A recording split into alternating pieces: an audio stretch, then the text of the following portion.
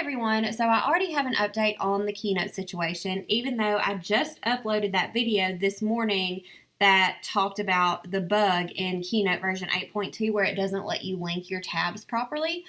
So they still haven't resolved that issue, but if you had already updated to version 8.2, I just learned from somebody in another digital planning group after I posted in there about the issue that the iCloud version of Keynote still works just the same, and you can also use your iPad or your iPhone and add your links in Keynote that way, and that wasn't affected either. So it's really just version 8.2 on your laptop or desktop. But if you're like me and you still want to use your computer to use Keynote, I just feel like that's so much easier than the iPad version.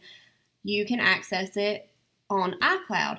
So I'm just going to show you really quickly how to access Keynote on the iCloud so you can design your planner on your computer and follow along with my videos, and you won't be affected by this bug in 8.2. So I've already got Google pulled up, and I'm just going to go to iCloud.com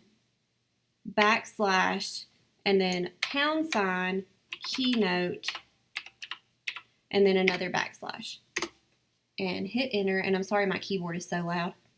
And it takes just a second to load. And then all you have to do is sign in with your Apple ID. So I'm going to do that really quickly. Okay, so I've signed in and it's pulled up everything that I had saved on my iCloud on Keynote. This is where I was testing the links in my iCloud earlier. But anyway, that's how you pull it up. And then everything else is pretty much the same. It's laid out a little bit different.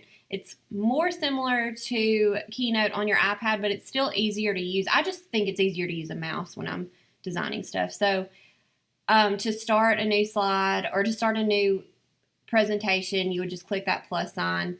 And then once you pull that up, everything pretty much looks the same. It's a little different, but it works the same. So I'm so glad that there's a way to work around this issue if you had already updated. If you haven't already updated, this doesn't affect you at all. Just hold off on updating until they fix that bug. So feel free to contact me if you have any questions. I will also, if you don't want to just type the website in yourself, I will link to this website, to the direct link in my video description.